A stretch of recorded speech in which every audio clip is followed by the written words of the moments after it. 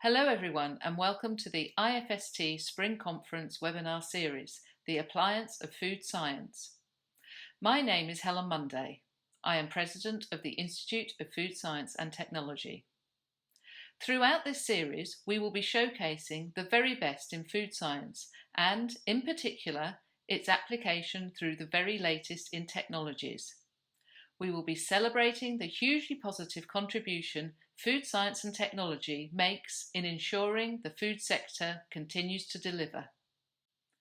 I would like to thank the Food and Drink Federation for kindly sponsoring this series of webinars. We would also like to thank our corporate sponsors, Marks & Spencer, Nutraceuticals Group, IFST and Camden BRI, who provides sponsorship throughout the year, which helps IFST to deliver many of its charitable activities. With that, I hand over to Natasha Medhurst, IFST's Scientific Affairs Manager. Thank you, Helen. Our speakers today are Peter Littleton, Sterling Crew and Sarah Howarth.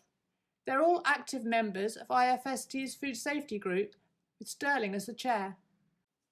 Between them, they also represent IFST's COVID-19 Advisory Group and Scientific Committee, who along with a number of other people are working hard to provide support and guidance on food-related matters.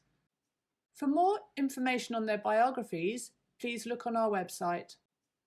We understand and appreciate that operating a small food business at any time is challenging, but these challenges have been exacerbated by the current COVID-19 crisis.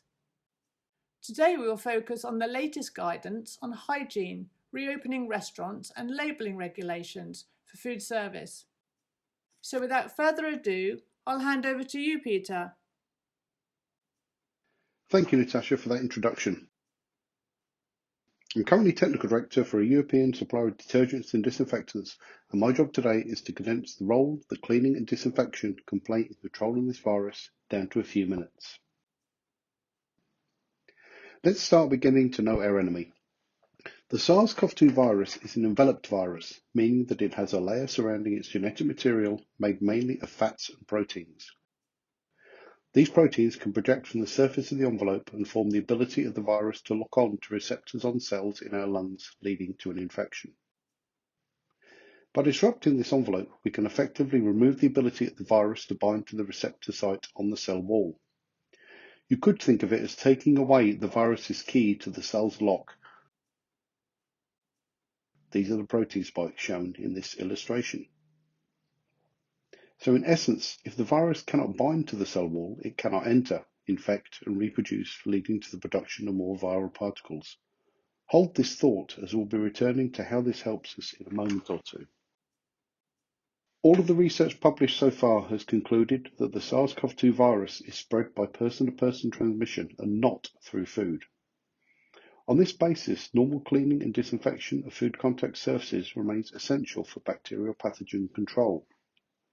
However, for controlling the spread of this virus, we need to focus on common touch points such as door handles, stair rails, cooker controls, etc. Essentially, anything which is touched by multiple employees in your business, that can be classed as a common touch point. Now remember how we just looked at envelope disruption and how achieving this could reduce the ability of the virus to infect a cell?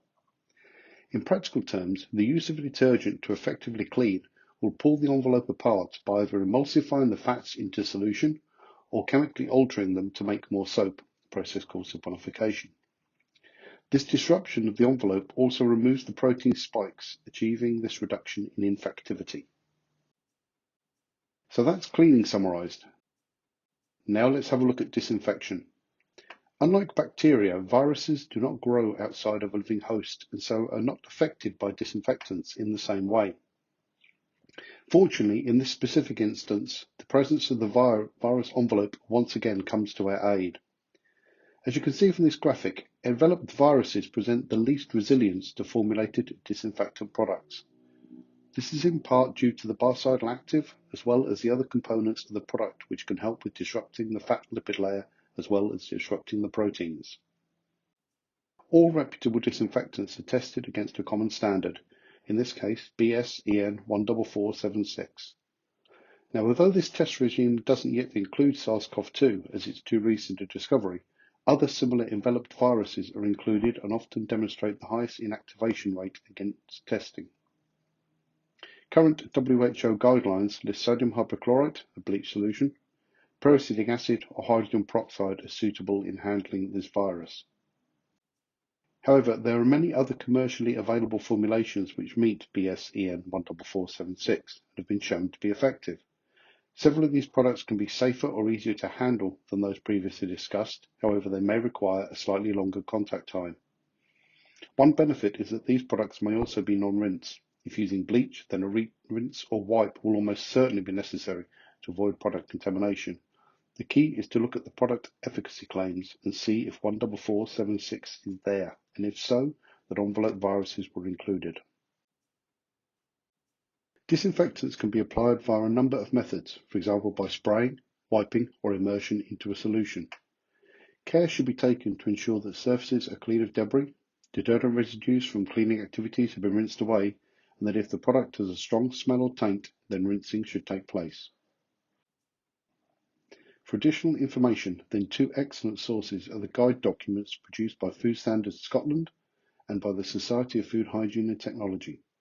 Both are freely available from their respective websites, and links to this subject as well as many others are on the IFST's COVID-19 Information Hub. As a final thought, remember the vital importance of hand washing in achieving food hygiene and safety. This graphic illustrates those areas of the hands commonly missed during both hand washing and when using hand sanitizer. When one considers that many common touch points will be interfaced with the fingertips, then the way in which hands are washed can be seen to be as vital as cleaning the surface itself. Too often, hand sanitizer is applied to the palms of the hands, thereby missing the fingertips. I'd now like to hand over to Sterling. Thank you, Peter. Good morning, everyone. With the coronavirus crisis in our midst and restaurants faced with developing new business models and adapting to wildly different demand patterns, it is vital that food service businesses keep abreast with the latest regulatory, safety, handling and labelling guidance. In this webinar, I will address those public-facing food businesses that are restarting, reopening or considering repositioning. At this stage of the COVID-19 pandemic, we are starting to see the relaxation of restrictions and the possible opening up of food businesses which have been shut down and have been in temporary hibernation. I will try to address some of the challenges that they now face. I'll be focusing on food safety rather than public health and health and safety, but of course these are equally as important factors. To remind ourselves of the current food safety position relating to COVID-19. The trusted sources are pretty consistent. It is very unlikely that people can catch COVID-19 from food. COVID-19 is a respiratory illness and not known to be transmitted by exposure to food or food packaging. Having said that, it is now generally acknowledged that the new circumstances created by the pandemic have developed a situation which could potentially impact on food safety.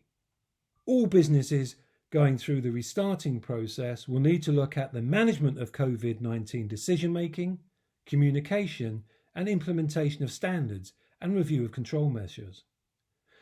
It's well worth remembering that many of the controls and practices that we operate in the food sector will help manage the COVID-19 virus and will continue to ensure that the food we make is safe. Our existing HACCP plans will have identified the prerequisite programs and critical control points. We have the tools to do the job. So in previous webinars, I've spoken about how to effectively shut down a food business safely. Now I'll move on to the next steps. How do you look at restarting it, reopening it, and managing any possible repositioning? The IFST has produced a great tool which takes into account that many of these operations will be SMEs. I would really encourage you to read the IFST checklist for restarting an SME food business after a temporary shutdown. It's really clear, it's really simple, it's really practical. I would also urge you to go to the IFST website and use the Knowledge Hub tool, which covers management of COVID-19 and references lots of the guidances that are available. Before restarting a business, you must ensure your customers and staff will be safe. There are many guidance notes from trusted sources covering good food hygiene and safety practices, how to manage employee sickness, and advice on social distancing. Before staff return, you must remind them of the need to maintain social distancing at all times. The effectiveness and ease of your restart will reflect how effectively you close down your business. The IFST checklist covers ways to ensure food safety standards are maintained and to minimise coronavirus transmission. So, for example, you can make it easy as possible for staff to regularly and effectively wash their hands. This is great good hygiene practice, but also one of the critical control points for stopping the spread of the disease. When considering legal compliance, you could notify your local authority that you're restarting. For your business operational restart, you might wish to inform your waste collection company or council and arrange for a waste collection before you open the business. For that important food safety element, you might wish to arrange for a pest control contractor to visit and check the status of baits and for any sign of pest entry. You might wish to undertake a stock take and inspect all the ambient packaging of the food, dispose of any that is opened or damaged. You might want to dispose of any food that's beyond its use-by date. And as Peter has so effectively highlighted, the premises must be suitably and effectively cleaned. Also, you might want to question what has changed during the temporary shutdown. You might want to ask your suppliers to confirm that their recipes or ingredients have not been changed. If they have, you will have to check your allergen labelling just to make sure that the change in composition hasn't affected your labelling. The IFST checklist and others, along with the independent consultancy and monitoring systems that are available, can ensure that you are safe to trade. Once you have reopened, the next stage is to ensure that you are continually assessing the new risks and ensuring that the appropriate standards and practices are in place and are working. There may never become a new normal for our sector, but what is certain is that the businesses which can survive and flourish are those which can adapt to the new circumstances. Through the reopening, it is worth remembering the virus doesn't move, people move it. If we stop moving, the virus stops moving. If the virus stops moving, the virus dies. It is as simple as that. Finally, I'd just like to quickly touch on the repositioning of businesses. In these extraordinary times, many businesses are trying to adapt. This in itself can present new hazards and risks if not managed correctly. We have seen restaurants converting to takeaways, a new type of online businesses developing. We've seen volunteers who are trying to do the right thing to secure food security and end up running catering and distribution operations. Some of them are quite large. Facebook Marketplace is awash with people trying to move into the food business marketplace as it presents lots of new opportunities. Not all of these are operating from registered premises, and not all of them are trying to obey the legislation. The challenges presented by labelling, allergen communication, keeping food at the correct temperature for a safe time, how the food is being packaged, and of course the need for continuous social distancing must be managed. Thank you very much for your time. I'll now pass you over to Sarah. Sarah. Thank you, Sterling. This morning I'm going to talk about regulatory reminders. I'm going to start with focusing on the business changes that are driven by COVID-19, touching on health and safety legislation, moving then into reopening and adapting your business, and then finally looking more to the future, things into next year that we mustn't forget, Natashas Law and Brexit. Business changes driven by COVID-19. What we've got is new coronavirus legislation. It came into force on the 26th of March 2020. It permitted food retailers to remain open, but of course what we've seen is the requirement for social eating places to close. There's a reporting obligation. What's really important here is that you link the new legislation with your existing health and safety. As an employer, there's an obligation to provide a safe working environment. You mustn't forget to update your health and safety risk assessment and, of course, review that with staff. I put that slide in because that is going to very much interlinked with what Peter talked about at the beginning with the cleaning and some of the things that Sterling has talked about as well, and how you'll be working within your business with your colleagues. What we've got to remember here is that what we're balancing is we're balancing the science, and this is a very new virus, we're learning about it all the time. We know that it needs a human host, so the people's behaviour is so important here. And then, of course, we've got the legislation that we've just touched on. So on this slide, you can see how all of these things are interlinked. So what's important is, yes, remembering that it needs a human host to survive. Outside of the human host, it can survive up to 3 days, depending on the nature of the surface. What's really important is to develop a culture that's built on understanding and support so that you can help to manage that and reduce the risks within your business through your staff. And that's why I would recommend that it's really important to start with your staff risk assessments and that training and understanding within that. Of course, what we've all seen and experienced through our businesses to some shape or form is the impact of the closure of the social eating places, and then the move into takeaway delivery and online platforms. March and April, we've seen an increase in online shopping, a shift away from food service into retail. In the early days, we saw empty shelves and freezers sold out with much stockpiling. We're now in a period where people are moving into more online luxury non-essential items. Availability can be an issue, and also IT and e-commerce capability can be an issue here as well. If you are reopening and adapting your business, it's really important when selling to the public that the number one priority is actually selling safe food.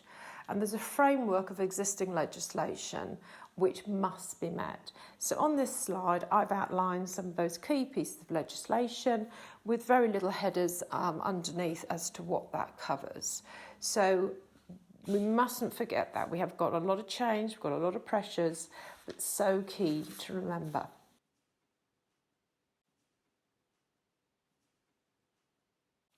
Reopening and adapting your business.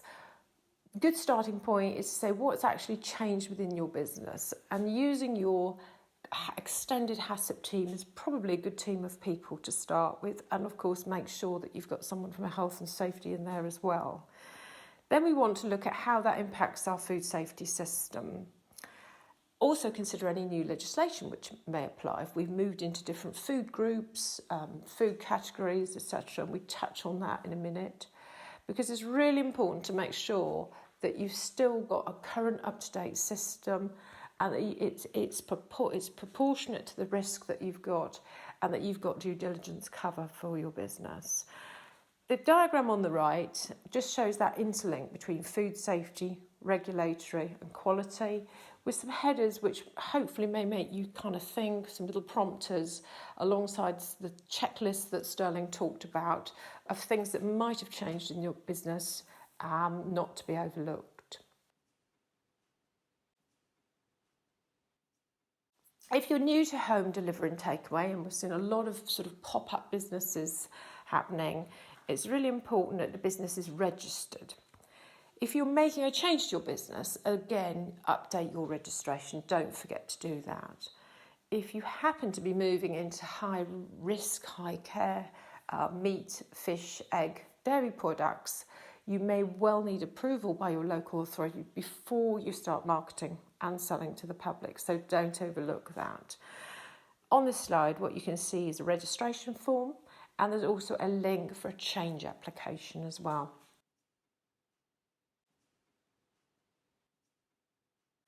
Food labelling, what you must show.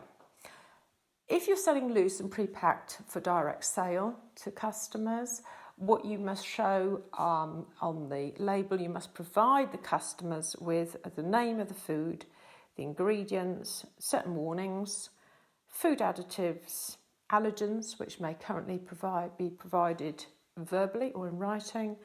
And if you're selling meat products, for example, in a butcher's shop, then there are more requirements that must be provided for information. Now, if you happen to be changing your business into retail, packaged goods, so you're moving perhaps from business to consumer, what you see on the right-hand side of this slide in green are all the additional requirements that you need on that label. So that's quite an extensive list. There's a lot of work that goes into providing that information in an accurate, compliant form. And those are the basics. For certain, we mustn't forget that if you've got certain food groups and certain categories, then there are additional labelling requirements. So if you don't have somebody in your business to help you with that, or you don't have the time, then I would recommend that you get some external support with that. Online retail, also known as distance selling and internet-based sales. What you must provide if you move into this area is all of the same information that you do with packaged goods, with the exception of the best before or the use by date. So that is something which is quite often overlooked. So we're very into coronavirus at the moment, coping with changes and adapting our business. But what we must remember is looking into next year, there's some important things coming up. We've got Natashas Law, which comes into play from the 1st of October 2021. And what that law is requiring is that there is full ingredients labelling on pre-packed for direct sale goods. So that is actually a lot of work that's required in that area. The name of the food must be on the pack, the full ingredients list, and the allergens must be emphasised in the ingredients list using bold, italics or a different colour, for example. What we see on the right-hand side of the slide is that many businesses have already made changes towards this. So that is something that's important to build into your business and consider at the moment. We mustn't forget Brexit. We're only 7 months away from the 1st of January. And there are a number of changes that are going to impact labels as a result of Brexit. The current ones, where we've got information on, link with the country of origin labelling, using a UK health mark and ID, obligation now to provide a UK address rather than an EU one, not using the EU organic logo, and all those changes come into place from the 1st of January next year. So hopefully this morning you found it interesting. It's a limited amount of time to sort of touch on a number of topics here. I'll now hand you over to Natasha, who will address some of your questions. Thank you. Thank you all for such an interesting and topical update, giving ongoing clarity. So we're now moving on to the Q&A session for today. So our experienced speakers are here to attempt to answer your questions regarding the practicalities of managing any relevant food safety risks, particularly in food service in the UK. So over to you, Sterling, for the first question. If you're a restaurant converting to takeaway, are there any requirements for communicating with customers about the allergens contained? Well, that's a very good question and a very pertinent one, I think, Natasha. The planning laws did change in March, which enabled restaurants and pubs to now actually become takeaways. A lot of them are moved in that area. Certainly the village that I am in, most of the restaurants are doing some type of takeaway service, either from a door or by delivery. And dialogue is the most important thing when it comes to allergen management and control and communication. And there are essentially two opportunities, two steps that as a restaurateur you should be thinking about. Remember, this is a new risk to them. It's a new type of hazard. They're not used to working in this way. So it's being aware of what the risks are of doing a takeaway. And your first opportunity is when somebody's making their order. So before you take the order, there's the opportunity to either use your webinar, menus, or when you're meeting the person or actually doing it over the phone, you can then communicate any allergen issues that you have in your site and any issues that your customer has. And then the second opportunity is actually at the point of delivery. That's the chance then again that you can have a dialogue with somebody. Some people are putting stickers on the takeaway packets warning them what allergens were in there. And of course, you could always put a menu in there, which is a great way of advertising your product and your premises. And it could also have some additional allergen information. So a great question. It's a very practical, really, really big risk at the moment for people that are changing businesses. Okay, so it's really good to engage with the consumer to make sure we totally understand their requirements, and you're sharing up-to-date and accurate information, because recipes and supply can change more regularly than usual. That's good. Thanks, Sterling. One here for you, Sarah. You did touch on distance selling. So this is, how is online food trading going to be regulated? It's going to be regulated, and I'm sure Sterling can sort of chip in at the end of this, in the same way that other food business operators will be regulated. I touched on one of the slides in terms of what the requirements are for labelling. You've got to show all of the information that you would on a normal packaged good, with the exception of the use by or the best before date, because of course we don't know what that's going to be when the product is delivered. But yes, it definitely is an area where you need to have your business registered, and it will be regulated, and it will need to meet those food safety and other relevant regulations which apply. I don't know if you've got anything to add there, Sterling. I thought that was really clear, Sarah. In my mind, there's a difference between regulation and enforcement, and absolutely the regulations there. If you are a food business operator, you must regulate your premises. There's no dispute over that, but enforcement, I think, is the big issue. Obviously, local authorities and environmental health officers are focusing on the pandemic. It's putting a huge strain on their resources. If you go onto Facebook Marketplace, there are thousands and thousands of people operating on there. And I just wonder, do they have the resource, or is it a top priority for them at the moment with all the other things going on? So you're right about regulation, but I suspect it is a bit like the Wild West out there from what I can see. Yeah, it's certainly a challenge, isn't it, Sterling? Because, it's very hard to keep track of all the online selling. Even before the diversification, I'm actually seeing quite a lot of requests myself to support businesses with online sales since the start of the COVID. So yeah, it's a challenge. Thank you. So perhaps, Peter, you could take this one. It compares cleaning and disinfection. So which of the two do you regard as the most important in controlling viral contamination on common touch points? That's quite a common question. Which of the two activities is the most important? It depends very much on what we're dealing with in terms of a contaminant control. But it's very clear, if you have a unclean or dirty surface, just applying disinfectant over the top will do little to no good. So personally, I would regard cleaning, an effective cleaning, good attention to detailed cleaning, as far more important than the subsequent disinfection stage. That's clear. Thank you so much.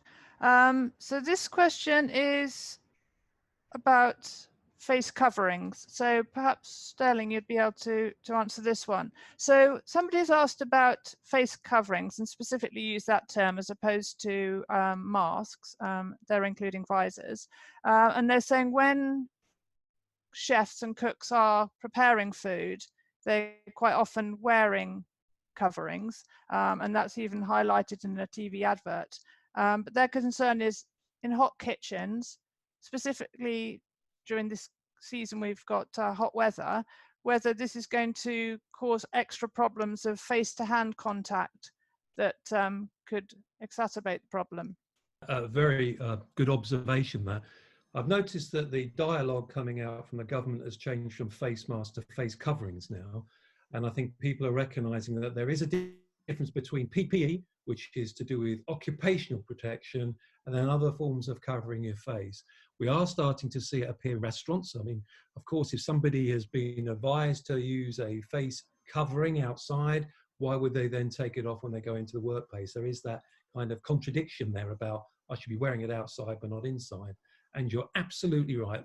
I share your concern that if you wear a face mask, and a lot of people do in the food industry for other reasons, whenever I've seen people doing it, they're really uncomfortable to wear, especially in hot conditions, and you're always seeing people readjusting them, trying to move them around, putting them below their chin. And in fact, in some ways, I think they can become a potential source of contamination for the virus itself.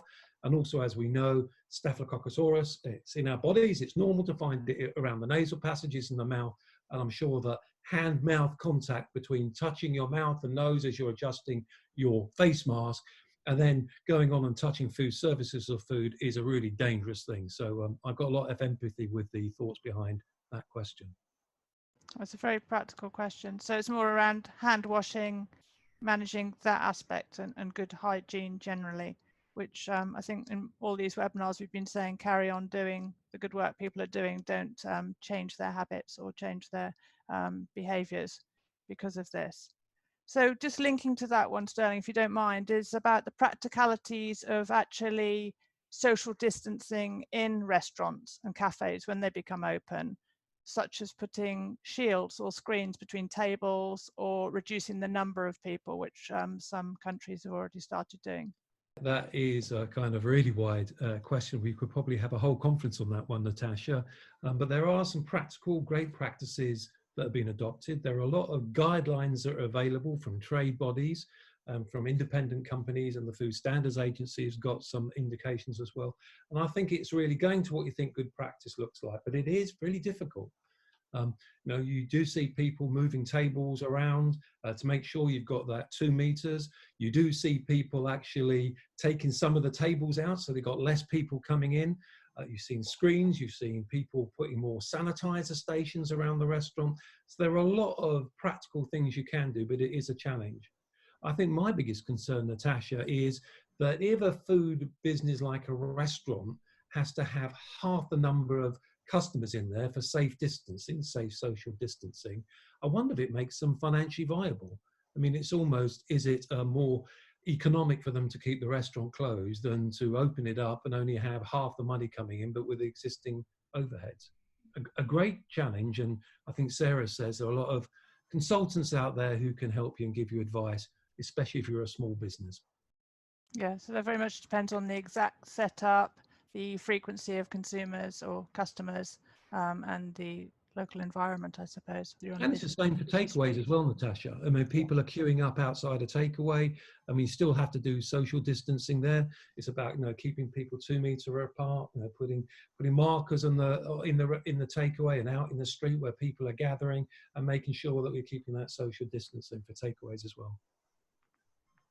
Thank you. So, Sarah, this is another one about online selling. It's because people are promoting their business more on Facebook.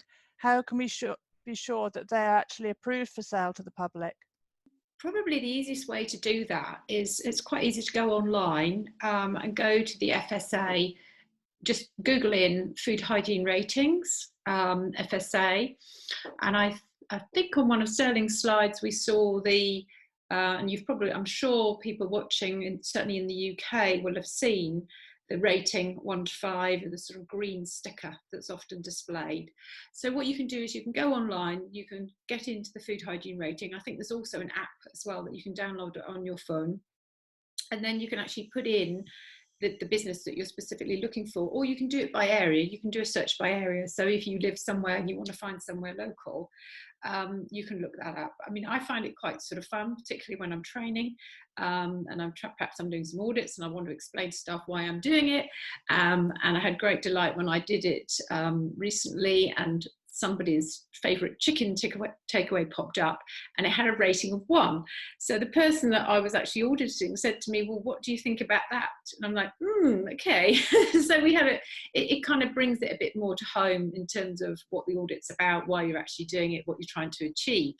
But yeah, that is the best place to go and have a look.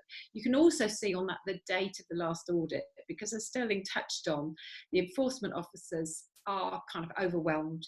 We have an expanding social eating network, or it was certainly until March, and there's a real challenge to keep up with how do you actually keep on top of the compliance in this area. So that's another thing to look at as well. There's quite high turnover with businesses in the food area. So you can have a look at the rating, you can have a look at when the last audit was. So that's certainly the first place to start. Sarah, when I tried that, it's surprising how many of the sites actually don't have any reference at all on FHRS. You wonder, are they completely outside the normal oversight process? And where? I mean, so you really, I mean, I mean, this is the challenge, and it's going to be particularly at the moment. But then I guess I'm not sure how easy. Maybe you know the answer, Sterling. Is it to make an inquiry through your local authority as to if that business is registered? Because it may well be, if unless they've had an audit, they're not going to pop up on that food hygiene rating. It doesn't mean necessarily they're not registered, but I don't know the answer to that one actually without having a little play. Okay, thank you.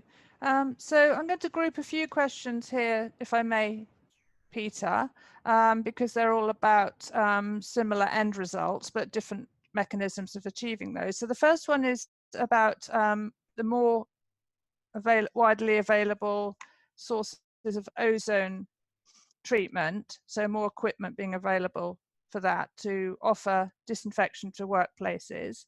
The second one is around hand fogging and whether there's a safer way than just walking around and fogging your premises, whether it would be best to set it up, step back, and so forth. So if I could pass that over to you, Peter. Yeah, no problem. The two are actually very interlinked. Ozone obviously is a gas, and is a very, very effective biocide. And as it's an oxidizer, is quite effective at viral inactivation as well. If you remember the sliding scale I used in my presentation, that would deal with the organisms right up towards the right-hand side, where they're a lot more resilient to the actions of biocides. So ozone is very, very good at that. And it is linked in with fogging. We can chemically fog using a whole range of biocides. The key thing with both of them is that you shouldn't be, if you do a risk assessment, you won't be in the area while it's under treatment. It's essential the room is cleared. You've got to make sure that you've got the room properly sealed so that you don't end up with that disinfectant gas or fog drifting into unintended areas. So both of those are linked. Ozone, very good. You've got to be careful how you handle it. At certain concentrations, it can have health effects on the individuals. And with a chemical fog, to my mind, you fog the room, you would try to achieve a supersaturation in the environment so that it actually contacts all surfaces and you pass a biocide there. And then you start the fogger and you exit stage left. Good advice. So both effective, but need careful handling and obviously training and the right procedures in place to make sure there's no safety issues. Yeah, it's also making sure that you achieve a specific, the required concentration. If you've got a relatively compact area, then you can achieve the fog density and gas density quite effectively. If you've got a very large production area or a large kitchen or a large restaurant, achieving that saturation in the atmosphere of either gas or fog can be quite challenging unless you're using multiple units. I see. So this question, I think the questioner's asked it to be directed to Sterling or Peter, so I'll open it up to both of you. And it's saying there's an increasing number of companies recommending polymerized chain reaction or PCR testing of food preparation areas and environmental conditions. What would your view be on the need or even the suitability for such directed testing? Don't think that either of us are experts in testing technologies, but it's the turnaround time. And if we're looking, I would think at small businesses, being able to undertake that type of testing, both actually physically undertake it, but also the cost of testing could be potentially quite prohibitive. And I'm not entirely convinced of what use the data would give you. As Sterling and I both mentioned during our presentations, the evidence that's come through thus far is that the virus is transmitted person to person or person to contact surface person with the secondary vehicle. In terms of actual transmission through the food itself, I've certainly not seen any evidence of that in the research I've been doing. And Sterling, Sarah, would you find the same? I mean, I'm just wondering if the questions come from the context of being able to test the effectiveness of the cleaning. So it's just kind of useful perhaps to understand, you know, why would you actually test? Because with any test, you've got to say why you're actually going to test and what are you going to do with the result? What change difference are you going to make? So I don't know, maybe Peter, you just want to touch on, you know, how you know, you've cleaned your surface, you've followed the procedures you think you should have done.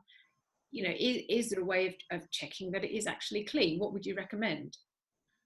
For general cleanliness, you could either use a colorimetric test that would look for bacterial presence.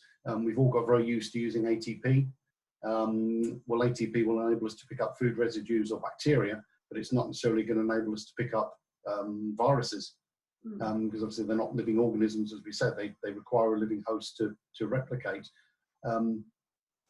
But I would consider, until we've got a confirmed surrogate for this virus, we'd be looking at having a validated cleaning and disinfection regime, which is certainly required through anybody who's got BRC accreditation.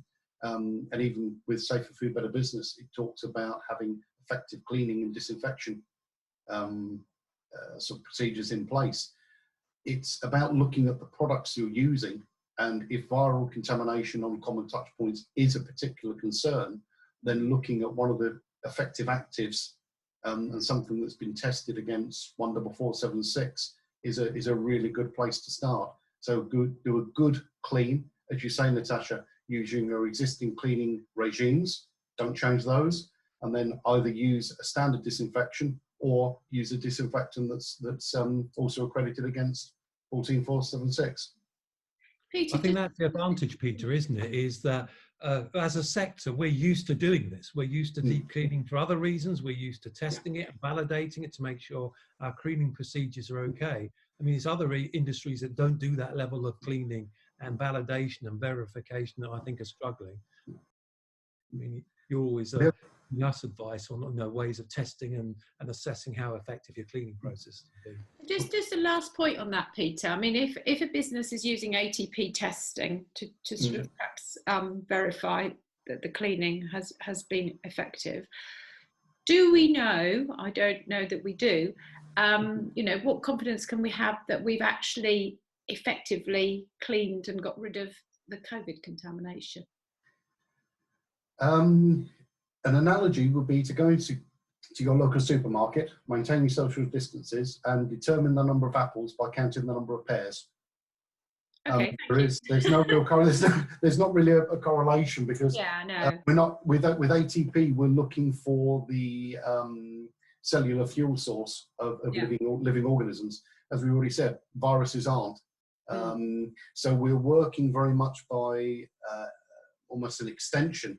That as there's no ATP there, if we've got a clean surface, if we've removed contaminants, we've then used a disinfectant or a biocide that has been tested against 14476, so including enveloped viruses, and has been shown to be effective. So we can't have, given current technology, a system where we can take a tricorder and do a Dr. McCoy and scan over the surface and go, yep, we're good to go. Hopefully within our lifetimes we'll see that. I'd certainly welcome one, being a Trekkie, but you know, at the moment we are working very much with a new virus. There's a lot of research going on. As we said earlier, there's actives which WHO, Public Health England are recommending, and there's further actives coming through with the research that's now going on to show that others, so for example the quats, are being shown to be effective against enveloped viruses, and that was the mainstay of a lot of certainly food service, food retail disinfectants that are being used, but they may require slightly different handling, slight adjustments to the procedures in terms of potentially a longer contact time.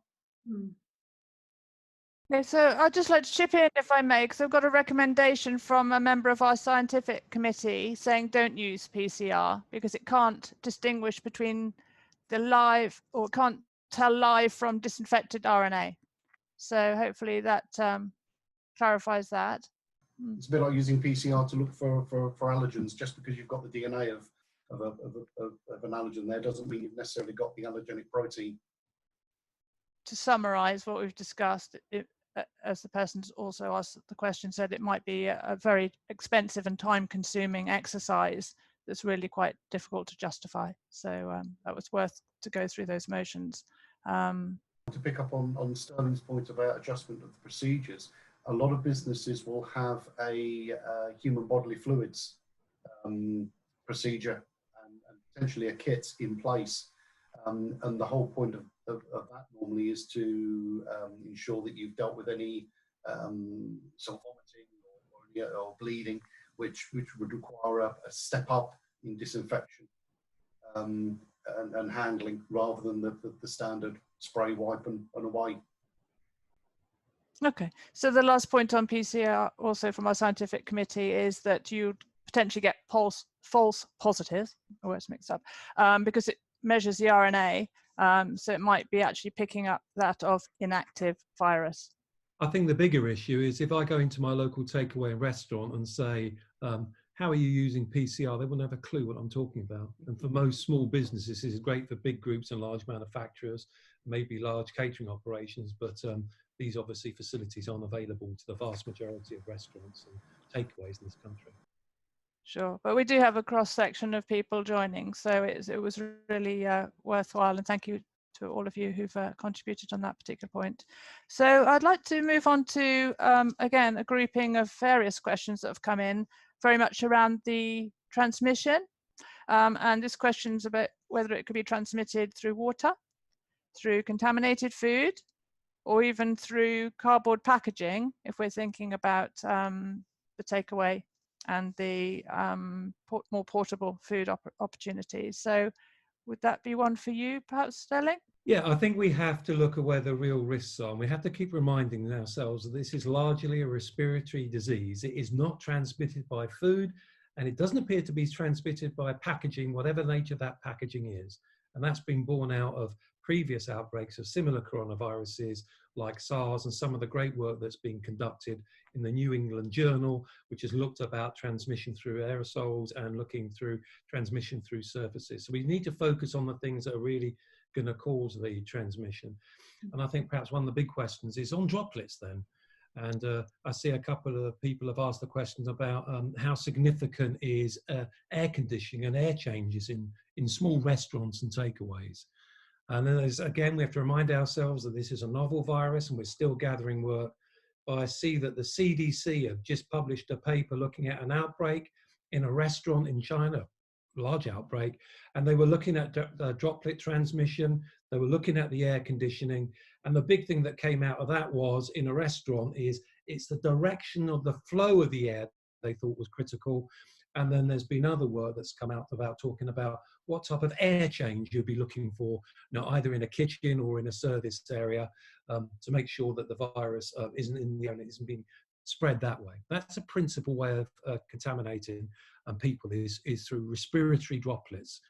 Food surfaces are obviously very important, but let's not forget this is a respiratory disease, not a food poisoning organism. Just to add to that, Sterling, there is, and I'm not sure actually if it's in the COVID hub, BFR in Germany did a risk assessment on how long it remains on various surfaces, and that's obviously what I looked at for the up to 3 days.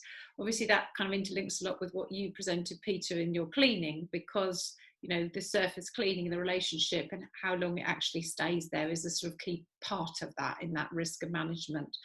But certainly if we don't have that risk assessment paper up there, I'll forward it to you, Natasha, to put on with a link, because that's an important one. Obviously, yes, learning all the time, but there is some evidence there that it stays on a hard metal surface up to 3 days and other surface to a reduced amount. I think, Sarah, there's the link to the New England document, which was Yeah. actually doing a direct comparison between a COVID SAR-1 and COVID SAR-2, which is really interesting. I think it's one of the only pieces of research I've seen which is actually looking at the virus rather than a lot of people, isn't it, extrapolating and making conclusions, looking at other way the other coronaviruses behave. I think that's on there, and I'll stick the CDC link on there as well, which is really good if you've got an interest in air conditioning and ventilation. I'm pretty sure we did put the link to the New England Journal one on the hub. I think what was interesting with that was that the headline grabbing was it can survive for up to 3 days, but further on in the report it talks about just how infective and in what sort of condition any of the virus left would be in after those potential 3 days. You know, it may be, you know, whizzo to go at the start, but towards sort of day 2.5, it's starting to get into its old age, shall we say, in terms of infectivity. It's difficult using those sort of analogies with a virus that is just a little bit of genetic material and a bit of a shell around it. Yeah, I think most virologists, won't they, will turn around and say, look, all we're doing is we're detecting the actual virus, but it doesn't mean that it's active or it's infectious. And a lot of people have just said, well, it must be infectious after 3 days, where actually the result shows, if you look at the ground working detail of it, is there's this logarithmic deterioration of the virus. And of course, there are other factors to take into account, like temperature and relative humidity, all which can deactivate the virus. As ever, devil in the detail. Okay, I'll move on if I may. So this is a specific question for you, Peter. If a sodium hypochlorite solution is used, how often should a fresh solution be made up? It's not a straight answer, unfortunately, with this. Sodium hypochlorite will start to degrade as soon as it's put into solution.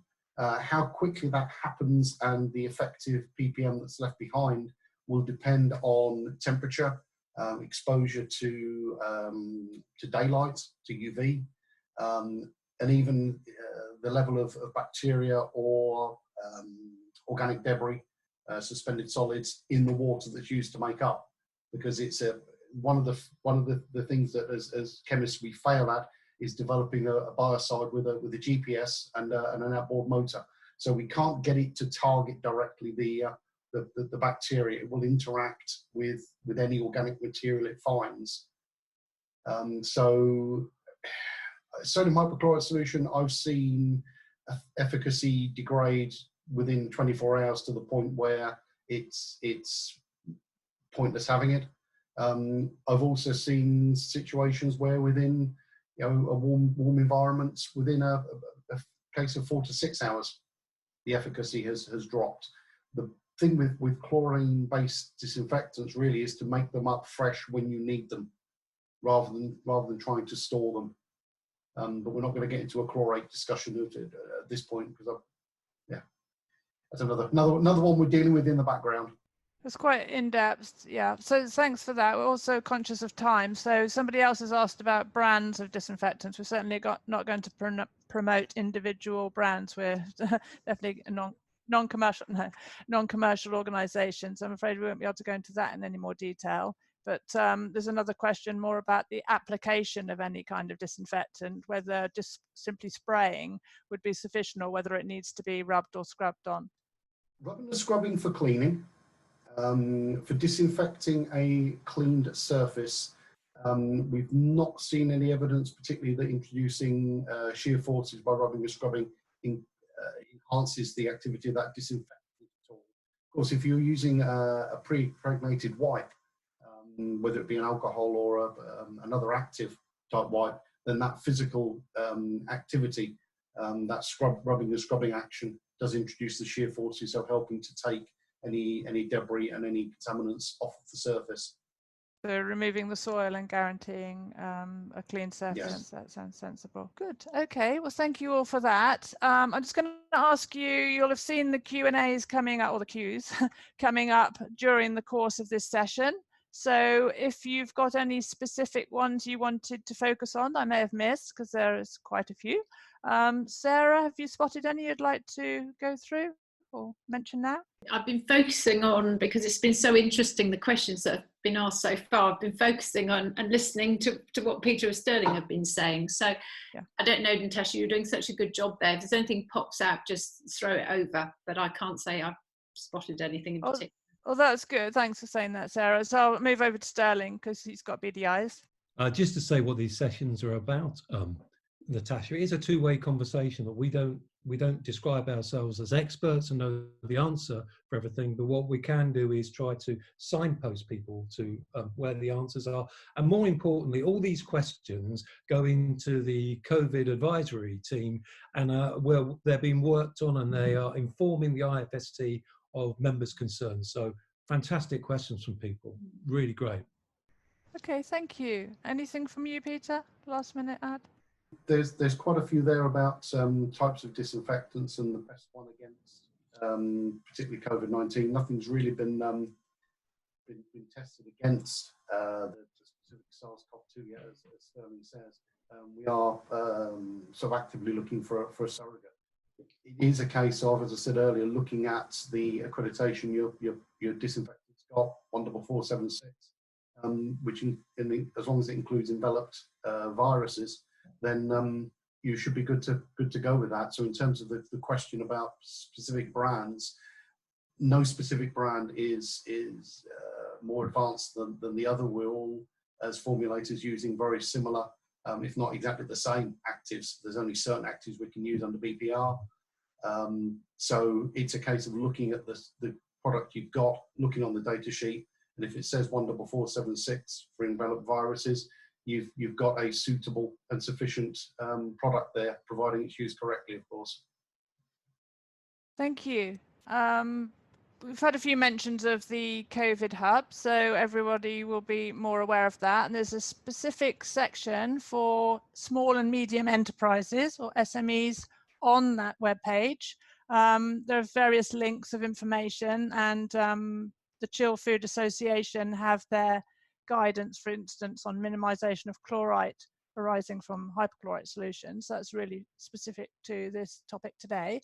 So I'd just like to take the opportunity to thank the three of you for all the efforts you put in and all the time you've given to us. I really appreciate that. And thank you to everyone from around the world for attending this webinar today. If we didn't manage to answer all your questions, then please do send those over to info@ifst.org. We've also got our online magazine at IFST called FS&T, so I'll bring your attention to that. We welcome new members, so do please check our membership benefits page on the IFST website. And with that, I will say thank you to everybody again and say goodbye.